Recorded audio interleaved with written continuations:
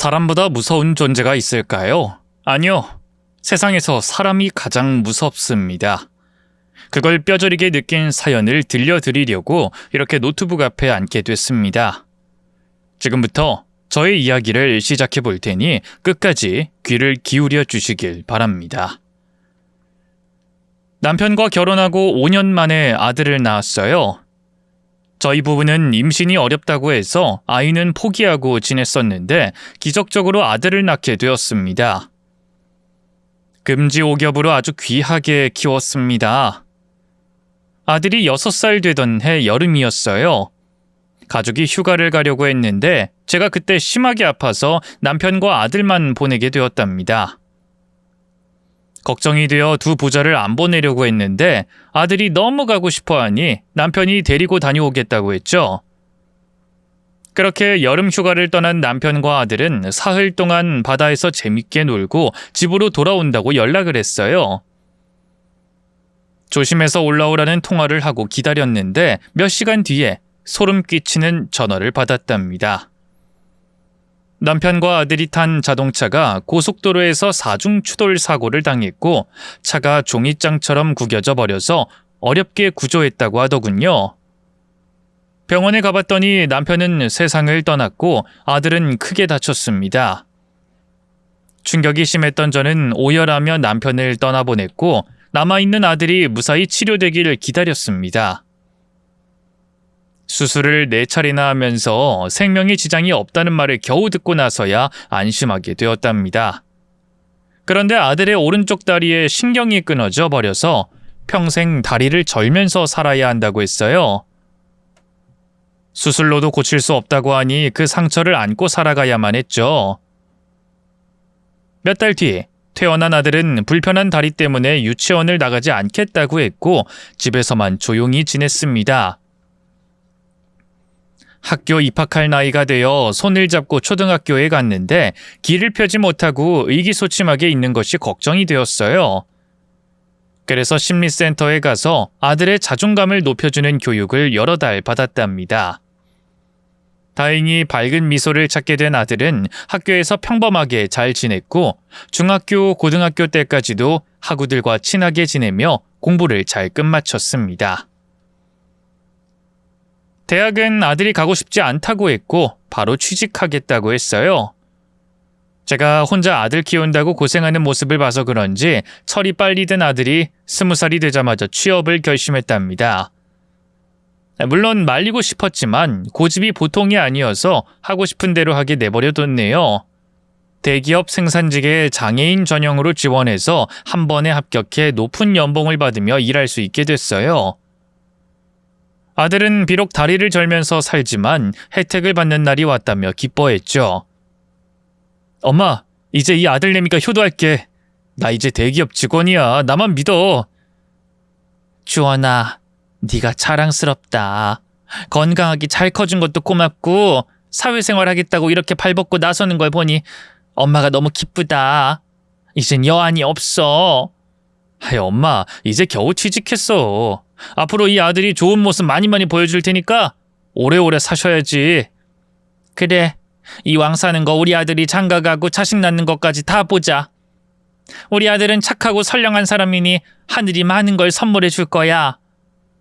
내가 그리 착한 사람은 아니지만 그동안 엄마한테 받은 사랑을 남들에게 주면서 선하게 살게. 엄마, 그동안 고마웠고 앞으로도 고마울 거야. 아들은 대기업에 취직해 교대직으로 공장에서 일했는데 적성에 잘 맞았는지 일도 좋다고 했고 사람들도 아주 마음에 든다고 했습니다. 그런데 아들이 다리가 불편해서 그런지 짝은 쉽게 찾아지지 않았나 봅니다. 대기업에 들어간 지 강산이 한 번 지났는데도 아들은 아직 여자를 한 번도 사귀지 못했어요. 아들이 스트레스 받을까봐 여자를 만나보라는 말은 일치하지 않았습니다. 혹시라도 화가 날 수 있으니 그저 바라보고 응원만 해줬답니다.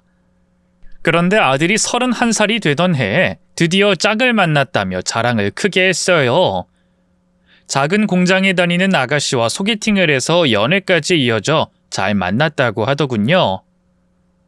엄마, 내 여친 진짜 예쁘다? 얼굴도 예쁘고 마음도 고와. 우리 주원이가 드디어 좋은 여자 만난 모양이네. 집에 한번 데리고 와. 응, 시간 봐서 꼭 데리고 올게. 1년 동안 아들은 여자친구를 집에 데리고 오진 않았어요. 뭐 아쉽긴 했지만 쉬는 날마다 만나러 나간다고 외출하는 걸 보는 것만으로도 뿌듯했습니다. 그러다 아들이 결혼할 결심이 섰는지 여자친구를 집에 데리고 와서 인사를 시켜줬어요. 처음 본 예비 며느리는 손목과 발목에 문신이 있는 걸 보고 처음엔 색안경을 끼고 봤습니다. 그리고 부모님도 안 계시고 혼자 산다는 말을 들으니 더더욱 마음이 가지 않았답니다. 부모님 없이 혼자서 지냈다고? 많이 힘들었겠네. 그냥 뭐 살만했어요. 인생이 별거 있나요? 그냥 돈 벌고 쉬고 하면서 사는 거죠. 다들 그렇게 살잖아요. 그래도 꿈이 있으면 좋지 않을까? 아가씨는 꿈 같은 거 없어? 왜 없겠어요. 저는 현모양처가 꿈이에요. 남편 내조 잘하고 남편 그늘 아래서 사는 게 제 꿈이랍니다, 어머님. 그래? 결혼하면 직장을 그만두겠다는 소리지? 당연하죠. 전 가정주부로 평생 사는 게 꿈이에요. 그리고 아기도 낳아서 잘 키우고 싶고요. 주원 씨가 능력이 있으니까 충분히 가능한 일이니까 걱정 안 해요, 어머님. 예비 며느리가 인사를 하고 떠난 뒤 여자를 처음 만난 아들에게 성급하게 결혼을 결정한 것 같아 좀 더 만나보고 다른 사람도 만나보라는 식으로 돌려 말했어요. 주원아, 오늘 데리고 온 아가씨는 결혼 상대로 좀 아닌 것 같아. 연애를 더 해보고 결혼을 결정하는 게 어때? 그리고 네 나이가 아직 젊으니까 여자를 많이 사귀어보는 게 좋을 것 같아. 엄마, 내 다리를 봐. 이렇게 다리 저는 남자가 여자 만나는 게 쉬운 일인 것 같아? 날 좋아해주는 사람 이제야 만났어. 나 은경이랑 무조건 결혼할 거야. 은경이 내 운명의 여자가 분명하다고. 너무 급하게 생각하는 것 같아. 그러지 말고. 엄마, 내 다리를 보라고. 은경이나 되니까 날 좋아해 주는 거야. 여태껏 내 다리를 보고 관심 가져주는 여자는 한 번도 없었다고. 아들이 화를 내며 말하길래 만나지 말라는 소리를 끝까지 하지 못했습니다. 이후 자주 예비 며느리가 집에 왔고 마음이 선뜻 움직이진 않았는데 아들이 예비 며느리를 엄청 사랑스러운 눈빛으로 보는 걸 보고 마음을 굳혔습니다. 누구나 장단점이 있으니 예비 며느리에게도 제가 모르는 모습이 있을 거라 여기며 결혼 허락을 했답니다. 예비 며느리는 가족 없이 혼자이니 상견례 없이 바로 결혼 준비를 했습니다. 아들이 거의 모든 걸 다 준비했는데 저도 그동안 아들을 위해 모아왔던 돈을 다 쓰게 됐어요. 며느리는 가진 게 없어서 몸만 와서 결혼 생활을 하게 되었답니다. 신혼집에 정착한 아들과 며느리는 여느 신혼부부처럼 잘 사는 것 같았어요. 제가 잠시 결혼 반대를 했던 게 미안할 정도로 예쁘게 살았답니다. 새아가, 힘든 건 없니? 필요한 게 있으면 말해주거라. 조금 더 가까워지려고 던진 말에 며느린 이렇게 대답했습니다. 필요한 건 없고요. 어머님이 저희 집에 너무 자주 오지 않으셨으면 해요. 뭐? 내가 오는 게 별로 반갑지 않은 거야? 그게 아니라 어머님이 주원 씨 걱정을 많이 하는 건 알겠는데 그래도 이젠 저와 결혼했고 잘 사니까 가끔 와주셨으면 해요. 이제 주원 씨 보호자는 저니까요. 어머님은 한 발 물러나서 가끔씩 와주셨으면 좋겠어요. 어머님, 제 말이 서운하게 들리시겠지만 다른 집 시어머니도 신혼집에 이렇게 매일같이 찾아오진 않아요. 저는 며느리의 말을 듣고 좀 거만하고 당돌하다고 생각해서 애들 신혼집에 자주 가는 걸 그만두겠다고 말하지 않았어요. 그런데 아들이 덧붙이는 말을 했습니다. 엄마, 우리 색시가 하는 말이 틀린 거 하나 없어. 엄마가 이렇게 자주 오시니까 내가 너무 마마보이 같아. 아직 나를 애로 보는 것 같은데 난 어른이고 가장이야. 내가 알아서 잘할 테니까 간섭 줄이도록 해. 내 말에 기분 나빠하지 말고. 내가 눈치가 없었구나. 미안하다. 그래, 마마보이처럼 보이지 않게 아주 가끔씩 올게. 됐니? 엄마 삐진 거야? 에이, 왜 그래, 엄마. 아들이 장가가서 신혼 즐기는 중이니까 좀 자제해달라는 거잖아. 나 안 삐졌다. 알았으니까 둘이 깨를 볶고 살든 콩을 볶고 살든 알아서 잘해봐. 제 눈에는 아직도 아들이 애기 같아서 자주 들여다보려고 했는데 아들 부부가 쏘아대는 말에 조금 거리를 두게 되었습니다. 다시 생각해보니 제가 너무 아들바라기로 지냈던 것 같아 반성하고 요즘 시어머니들처럼 되도록 신혼집에 자주 가지 않기로 했어요. 그런데 신혼 몇 주 뒤에 반찬을 바리바리 싸서 찾아갔더니 아들의 얼굴이 몹시 말라 있었고 어두워 보였습니다. 무슨 일이 있는 것 같아서 고민이나 걱정이 뭔지 물어봤습니다. 주연아, 뭐 힘든 일 있니? 혹시 새애기랑 싸운 거야? 엄마는 무슨 말을 그렇게 해. 내가 와이프랑 싸우길 바란 거야? 아니, 그게 아니라 네 얼굴이 많이 거칠고 수척해 보여서 하는 말이야. 걱정이 많아 보여. 그런 거 없거든. 그리고 내 와이프랑 문제가 있을 거라고 넘겨짚지 좀 마. 나 애 아니야. 어른이야, 어른. 아들이 짜증을 심하게 내길래 정말 이상하다 싶었어요. 한편 며느리는 팔자 좋게 늘어져 있었습니다. 시어머니가 신혼집에 왔으면 최소한 일어나서 인사를 해야 하는 게 정상인데 방에서 나오지 않고 얼굴만 잠시 빼꼼 내밀더라고요. 어머님 오셨어요? 제가 지금 뭐 좀 하는 중이라서 거실에 못 나가겠네요. 어머님, 그 반찬 냉장고에 넣어주시고 알아서 잘 가세요. 새아가, 그러지 말고 나와서 얘기 좀 하자. 그랬더니 아들이 대뜸 화를 냈습니다. 엄마, 내 와이프한테 부담 주지 말라니까. 주원아, 내가 부담 주려는 게 아니라 오랜만에 봤으니까 안부도 묻고 대화도 나누려고 이러는 거야. 얼굴만 내밀고 인사만 하고 들어가는 건 네가 봐도 좀 아니지 않니? 또 잔소리하네. 엄마, 그렇게 따칠 거면 그냥 가. 우리 집에 오지 말고 제발 좀 엄마 집에서 알아서 살란 말이야. 주원아, 너 왜 이래? 왜 이렇게 변한 거야? 변한 게 아니라 항상 엄마한테 불만이었던 걸 이제야 푸는 거야. 제발 좀 답답하게 굴지 말고 우리가 찾아갈 때까지 가만히 좀 있어. 제가 아들 집에 간 것이 크게 문제였나 봅니다. 아무래도 며느리가 아들에게 뭐라 한 모양인데 아들은 고지고대로 듣고 행동하고 말하는 것 같았어요. 결혼하면 자식도 남이라더니 그 말이 틀리지 않는 것 같았네요. 그래서 아들 집에 가는 것도 허락을 받고 갔는데 아들과 며느리가 하도 오지 말라고 해서 찾아가지 못했어요. 그렇다고 저희 집에 와주는 것도 아니었고요. 안부 전화를 하면 아들은 버럭 화를 냈고 알아서 잘 살고 있으니 간섭하지 말라며 전화를 끊어버렸답니다. 그러다 설 명절이 와서 아들 내외를 오랜만에 만나게 됐습니다. 작년 가을에 보고 처음이네. 주원아, 넌 왜 갈수록 말라가냐? 밥 좀 잘 먹어야겠다. 내가 알아서 할게. 그래, 알아서 잘하겠지. 알았다. 새애기는 살이 좀 오른 것 같다. 혹시 애기라도 가진 거니? 아니요, 애긴 나중에 가질 거예요. 아직은 신혼이 좋거든요. 아들과 며느리의 낯빛은 엄청 대조적이었습니다. 떡국을 끓여서 아들 내외와 같이 앉았는데 아들이 자기 그릇에 있는 만두를 며느리에게 주더군요. 여보, 내 만두도 먹어. 고마워, 여보. 근데 어머님 앞에선 이러지 말라니까. 어서 다시 가져가. 똑같이 큰 만두를 하나씩 먹어야지. 알았어. 아들은 제가 수저를 떴는데도 가만히 있더군요.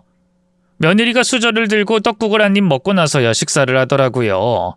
이 며느리 눈치를 보는 게 느껴져서 기분이 별로 좋진 않았습니다. 식사가 끝나고 나서는 아들 내외가 세배하길래 기분 좋게 받고 돈봉투를 건네줬습니다. 주원이, 새애기, 둘이 건강하게 오래오래 행복하게 살아라. 새해 복 많이 받아. 자, 용돈 내라. 돈봉투를 슬쩍 열어본 아들이 말하더군요.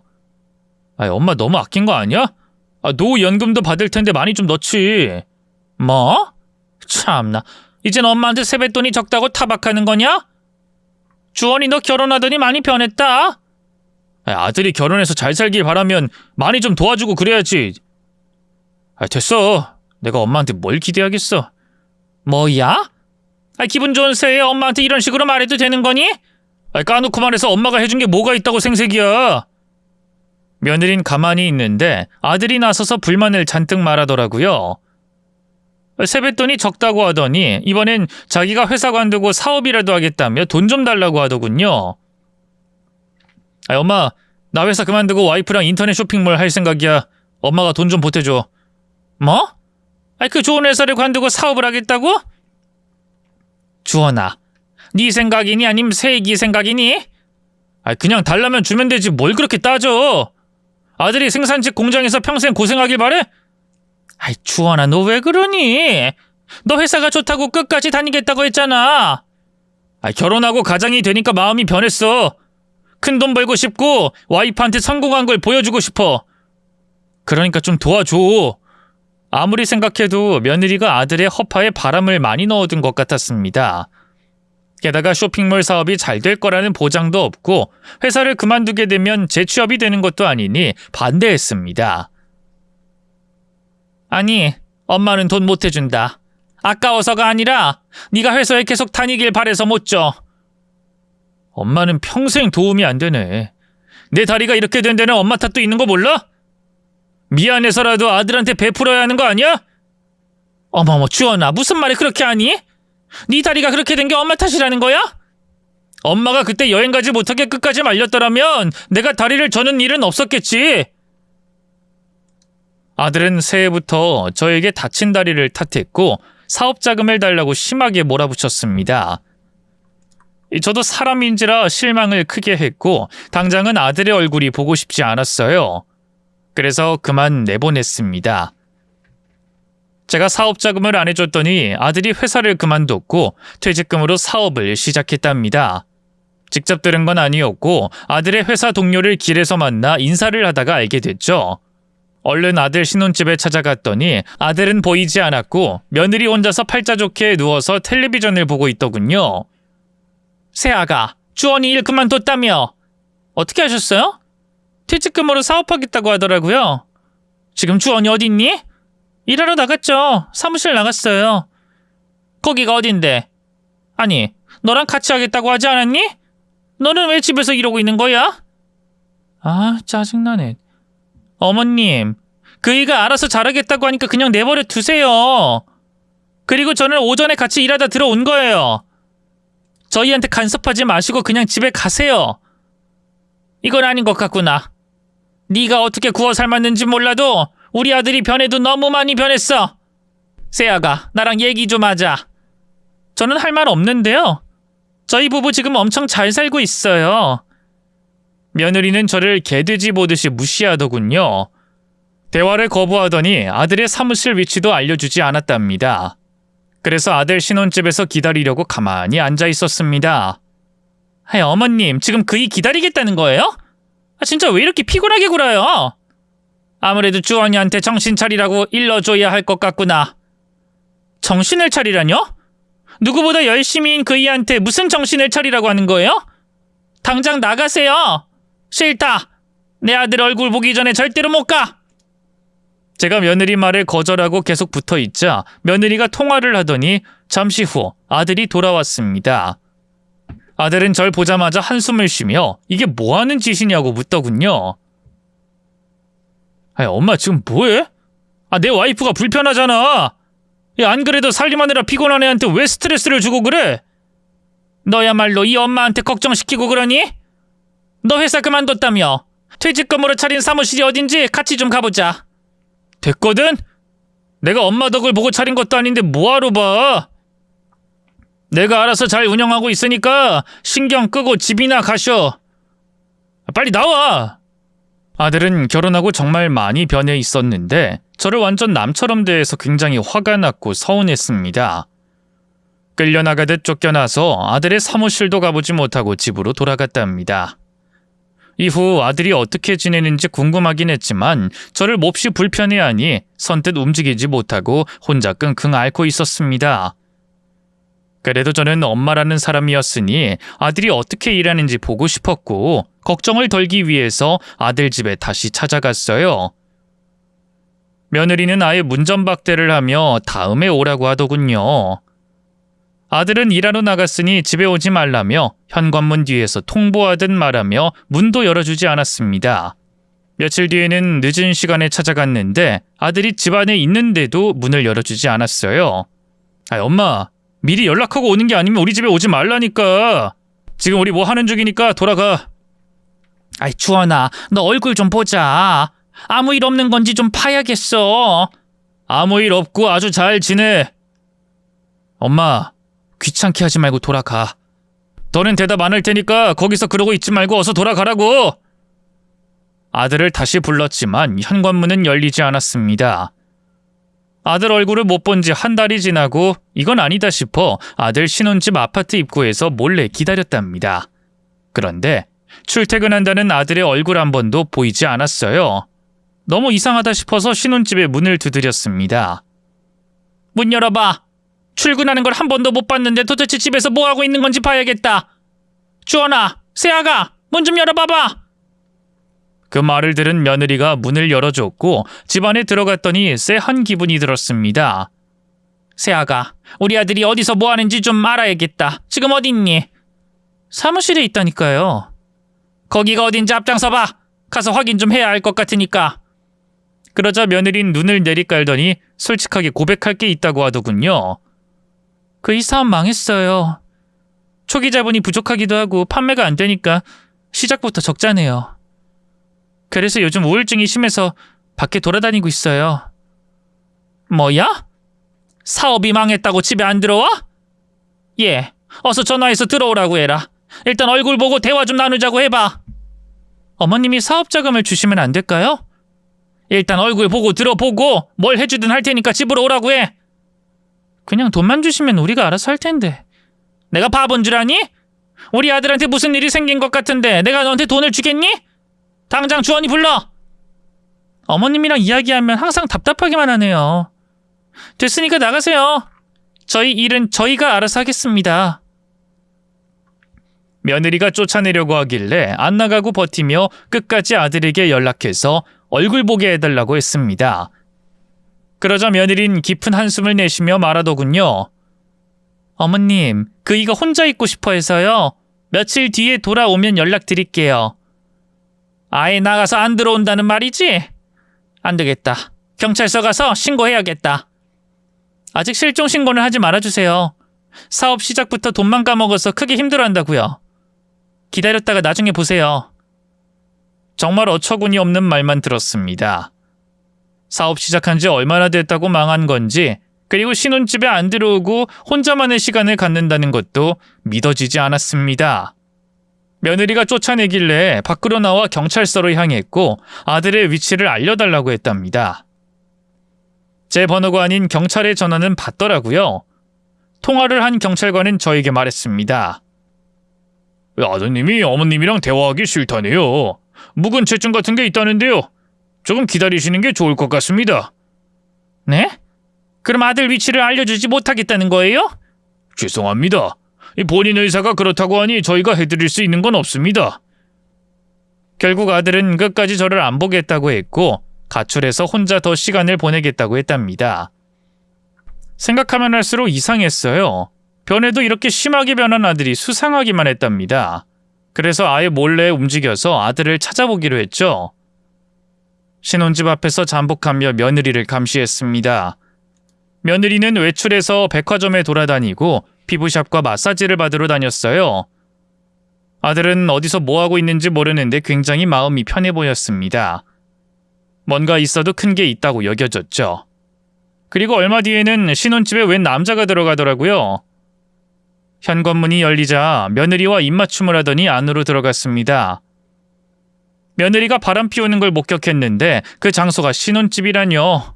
정말 기가 차서 환장하겠더라고요. 당장 들어가 응징해주고 싶었지만 아들을 찾을 때까지는 얌전히 감시만 했답니다. 한참 뒤에 바람을 피운 사내가 나왔고 1시간 뒤에 며느리가 외출하더군요. 주차장에 있던 아들의 차에 오르길래 저도 택시를 잡고 뒤를 쫓았습니다. 며느리가 향한 곳은 외진 동네였고 원룸이 쫙 깔린 골목에서 차를 세웠습니다. 저도 택시에서 내렸죠. 곧 며느리는 원룸에서 지하로 들어갔습니다. 초인종을 누르자 문이 열렸는데 아들의 얼굴은 보지 못했습니다. 두 사람의 대화를 듣기 위해 건물 밖 지하 방 창문 앞에 쪼그려 앉아 귀를 기울였어요. 곧 두 사람의 대화가 들렸습니다. 오빠, 혼자서 지낼만 하지? 자기 생각하면서 잘 버텼어. 결벽증은 어때? 점점 좋아지는 것 같아. 다행이다. 여보, 우리 일주일 만이지. 자기 더 예뻐졌다. 이리 와봐. 내 얼굴에 손대지 말랬지? 며느리가 아들 뺨 갈기는 소리가 매우 크게 들렸습니다. 미안해, 은경아. 그러니까 미안할 짓 하지 말라고. 오빠 퇴직금은 내가 잘 보관했으니까 걱정 안 해도 돼. 근데 말이야, 언제 신혼집을 내 명의로 해줄 거야? 그거는 공동 명의로 해줄게. 오빠 또 그러네? 돈 관리, 재산 관리는 다 내가 하겠다고 했지? 내 명의로 해주면 내가 다시 오빠를 집에 들이겠다고 했잖아. 그래? 그럼 자기 명의로 해줘야지. 알겠어. 서류 챙겨서 당신 명의로 해줄게. 정말이지? 우리 오빠 말 잘 듣네. 그리고 오빠, 나한테 안 보여준 통장 또 있지? 거기에 모아둔 돈은 얼마나 있어? 한 5천 있을걸? 집 사는데 돈 쓰고 자기한테 해준 돈 있으니 겨우 5천 남았어. 아파트 한 채에 현금 5천이라. 좋아. 그럼 통장도 나한테 줘. 돈 관리는 내가 잘해서 많이 불려줄게. 전부 다? 알았어. 자기가 그러자고 하면 그렇게 해야지. 난 당신을 믿어. 근데 나 언제까지 여기서 지내야 해? 내가 결벽증이 있어서 당분간 같이 못 산다고 했잖아. 좀 더 기다려. 그리고 어머님 연락이 오면 무조건 무시해. 알았어? 안 그래도 엄마 전화는 다 무시했어. 경찰관한테도 왔는데 엄마랑 대화하기 싫다고 했어. 나 잘했지? 어머님이 경찰서에도 간 모양이네. 내가 실종 신고하지 말랬더니 기어코 찾아갔구만. 에휴, 놓친 내가 말을 더럽게 안 들어요. 오빠, 내가 오빠 보험 들어주려고 계약서 가져왔어. 오빠를 위해 보험 들려는 거니까 사인해. 또? 나 보험 7개 들었잖아. 또 들어? 오빠를 위해서 드는 거야.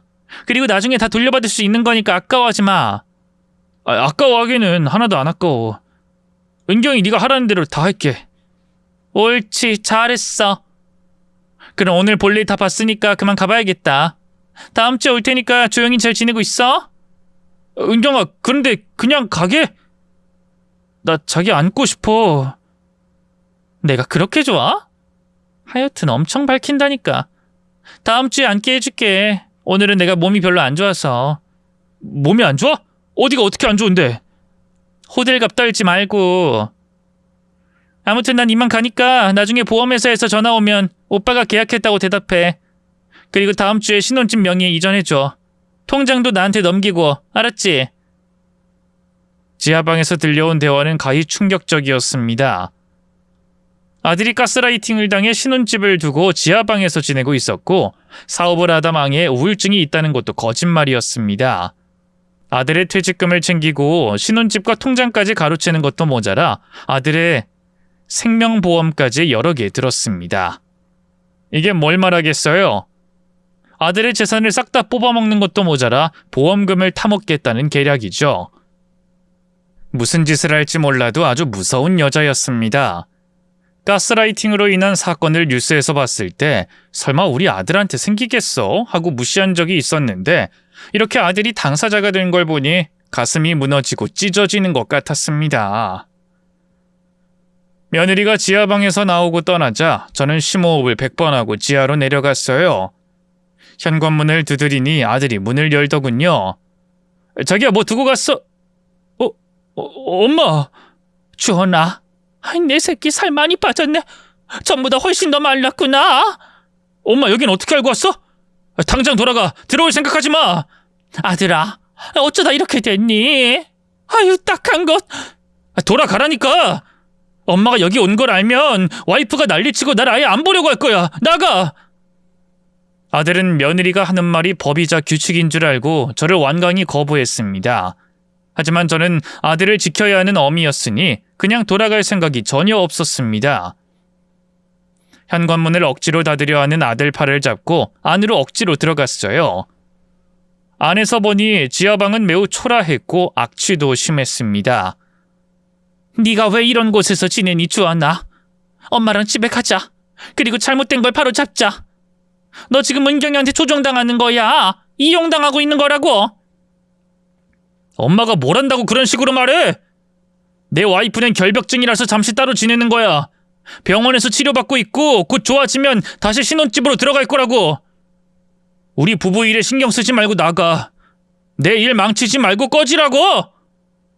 그 말을 들으니 제대로 홀려버린 것 같아 아들의 따귀를 세게 날렸습니다. 그러자 저를 잡아먹을 듯한 눈빛을 쏘아대더군요. 저는 제대로 정신들게 해주려고 따귀를 흠신갈겼습니다. 아들이 두 팔로 얼굴을 감싸고 구석에 몰리자 제가 무릎을 꿇었어요. 주원아, 제발 정신 차려. 너 지금 그 여자한테 이용당하는 거야. 아까 다 들었어. 집 명의랑 네 통장 달라고 했지? 넌 준다고 했고. 그리고 생명보험을 여러 개 든 이유는 나중에 널 어떻게든 해치고 보험금을 탈 목적인 거야, 이 바보야. 넌 가스라이팅 당한 거라고. 정신 차려, 아들아. 엄마 돌았어? 내 와이프가 어쩐다고? 날 해치고 보험금을 받는다고? 내가 가스라이팅을 당하고 있는 거라고? 엄마, 나랑 와이프 사이를 왜 이간질하는 거야? 아직도 날 치마폭에 두고 마마보이로 대하려는 거야? 내가 그러지 말랬지? 날 실컷 두들겨 패더니 질질 짜면서 정신 차리라고 빌고 있네. 진짜 웃긴 사람이야, 엄마는. 당장 나가! 꼴도 보기 싫으니까 내 눈에서 사라져! 주원아, 제발 이러지 마, 주원아! 아들은 제 머리채를 잡더니 억지로 쫓아냈습니다. 힘이 빠진 저는 아들을 끝까지 설득하지 못하고 밖으로 나오게 됐죠. 이 일을 어떻게 해결해야 할지 경찰서와 전문 상담사를 찾아가 한참 동안 방법을 강구했습니다. 며칠 뒤 경찰관들과 전문 상담사와 함께 아들이 지내는 지하방으로 찾아갔어요. 경찰이 있으니 순순히 문을 열어줬습니다. 그리고 전문 상담사가 지금 일어나는 일에 대해 자세히 이야기를 했고 아들은 하나둘씩 이해하는 것 같았습니다. 그러니까 제 와이프가 저한테 사기를 치는 거라고요? 결벽증도 거짓말이고 신혼집 아파트랑 제 돈을 다 가져가려고 일부러 그랬다는 거예요? 상담사는 고개를 주걱거리며 현재 아들은 심리적 지배를 당해서 속고 있는 거라고 확실하게 되짚어줬습니다. 그리고 며느리가 바람 피운다는 것도 일러주고 제가 찍은 증거 사진도 보여줬답니다. 아들은 복잡했는지 머리카락을 쥐어뜯으며 눈시울을 붉혔습니다. 그리고 자기는 아직도 며느리를 믿고 싶다며 대면하고 대화로 진실을 듣고 싶다고 했습니다. 당연히 상담사는 안 된다고, 격리되어야 하고 반드시 처벌받게 해야 한다고 일러줬습니다. 아들에게 여러 차례 설득하자 결국엔 정신을 차렸는지 상담사와 경찰을 따라가겠다고 했어요. 저는 안도하며 아들을 안으려고 했습니다. 그런데 아들은 저를 피했습니다.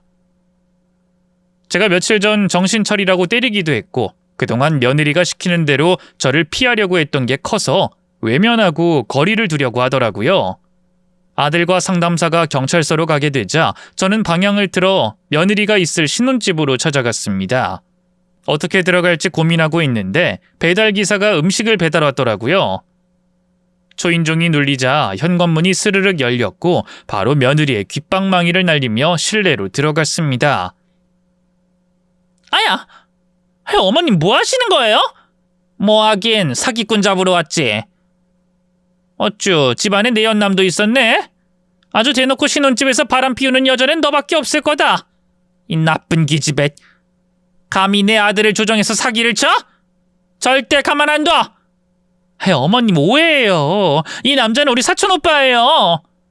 사촌 오빠가 빤스만 입고 있냐? 아이씨, 짜증나. 어머님, 저희 가정에 신경 쓰지 말랬죠? 그리고 무슨 사기를 쳤다는 거예요? 내 아들 회사 관두고 나온 퇴직금 네가 처먹었잖아. 그리고 이 집이랑 아들의 돈도 모두 다 가로챌 계획이고 보험도 여러 개 들어서 나중에 나쁜 짓 할 생각인 거 다 알아냈다고. 도대체 무슨 말 하는지 모르겠네요. 그이 불러서 확인시켜 줄 테니까 오바 좀 그만하세요. 내 아들한테 가스라이팅을 했으니 네가 시키는 대로 말하겠지. 근데 이젠 아니야. 너 끝났어. 네가 원하는 대로 될 일은 이제 하나도 없어, 이 사기꾼아! 소리를 꽥 지르고 며느리의 귓방망이를 날렸고 팔다리를 밟아줬어요. 내연남이 절 공격하려고 하자 몸을 피하며 주방으로 갔고 단단한 마늘 절구를 손으로 잡았습니다. 그걸로 내연남의 면상을 갈기고 급소를 갈겼습니다. 두 불륜은 일어서지 못해서 흠씬 밟아주고 두들겨 패줬답니다. 어머님, 이런다고 달라질 게 있을 것 같아요? 내가 바람을 피웠어도 주원 씨는 다 이해해 줄 겁니다. 어머님의 쩔뚝이는 멍청한 아들은 나한테 홀려 있다고요. 이젠 아니야. 경찰이랑 상담사가 가서 설득해서 데려갔어. 진술 조서 쓰고 정신병원에 가서 치료받게 될 거야. 이제 네가 원하는 대로 되는 거 하나도 없을 거라고, 이 사기꾼아. 뭐? 경찰? 정신병원? 이런 제길. 이 늙은 여우가 무슨 짓을 한 거야? 주원 씨 내 거야. 내가 시키는 대로 움직이는 멍청한 꼭두각시라고. 그 말에 다시 흥분해서 패약질하며 흠씬 두들겨 패줬어요. 그리고 잠시 후 경찰관들이 찾아와 문을 열어줬고 며느리와 내연남은 옷을 입고 끌려갔습니다. 아들에게 못된 짓을 참 많이 했는데 사기 하나만 인정된다고 하더군요. 초범이라 징역도 오래 살지 않는다고 했고요. 이 나라 법이 솜방망이인 걸 제대로 체감했답니다. 여하튼 며느리와 내연남이 계획적으로 아들에게 접근하고 결혼까지 해서 금전적 피해를 줬으니 그대로 감옥에 들어가게 됐어요. 덮해주고 싶었지만 제가 할 수 있는 일은 이제 아무것도 없었습니다. 그리고 얼마 뒤에 아들이 있는 정신병원에 갔더니 이젠 절 외면하지 않더군요. 주원아, 오랜만이다. 2달 만인가? 이제 엄마 봐도 괜찮은 거야? 엄마, 미안. 내가 바보 멍청이라 엄마한테 그런 못된 짓을 했어. 아니야. 네 처가 널 가스라이팅해서 그런 거야. 넌 아무 잘못 없다. 내가 한심해서 그런 걸 당한 거지. 엄마, 이제 나 어떡하지? 어떡하긴 뭘 어떡해. 치료가 됐으면 퇴원하고 엄마랑 집에 돌아가야지. 아들, 이제 준비됐어? 응, 이젠 아주 멀쩡해. 그 망할 여자한테 홀린 내가 극도로 한심하게 느껴져. 내가 처음 여자를 겪게 되면서 바보같이 빠져버렸던 거야. 엄마, 나 집에 가고 싶어. 아들은 정신병원에서 2달 입원하고 정상적으로 돌아와 퇴원하게 되었습니다. 제 집으로 데려가 밥을 해먹이면서 같이 지냈어요. 죄송하다는 말을 매 순간마다 해서 하루에 100번씩은 하는 것 같았습니다. 이제야 제 아들이 돌아온 것 같아서 천만다행이었죠. 회사를 퇴사한 아들은 다시 일을 하겠다며 경력직으로 중견기업에 이력서를 냈더니 바로 합격해서 생산직 직원으로 일하기 시작했습니다. 일을 하고 건강하게 밥을 잘 챙겨 먹으며 일상을 지내니 몸도 정신도 매우 건강해 보였어요. 그리고 새로 일을 시작하면서 좋은 소식이 생겼답니다. 아들에게 여자가 생겼다네요. 걱정이 앞서긴 하지만 여자를 보고 안심할 수 있었어요. 두 사람은 봉사활동을 하다가 만나게 됐고 여자 쪽이 부잣집 딸이었답니다. 그런데 나이가 아들보다 8살이 많은 이혼녀였습니다.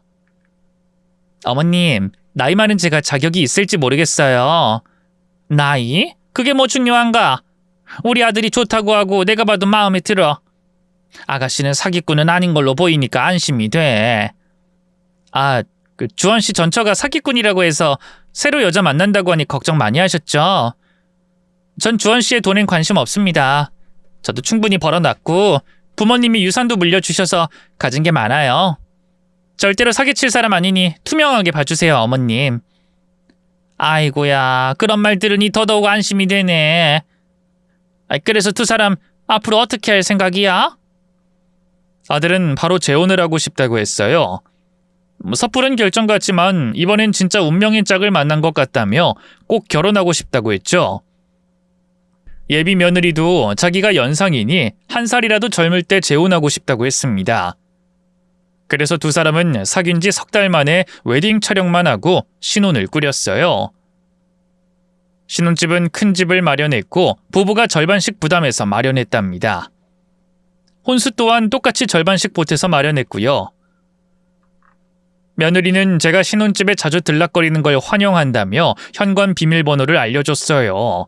그런데 제가 그 정도는 눈치가 있어서 멋대로 비밀번호를 누르고 들어가진 않았습니다. 보름에 한 번씩 찾아가서 어떻게 사는지 구경도 하고 덕담도 해주고 돌아왔답니다. 이제 여한이 없었어요. 아들이 사랑하는 짝과 오래 남은 인생을 행복하게 살게 됐으니 더할 나위 없었죠. 어느 날 연락이 끊겼던 친구의 아들이 결혼한다고 해서 하객으로 찾아가게 되었습니다. 미호가 오랜만이야.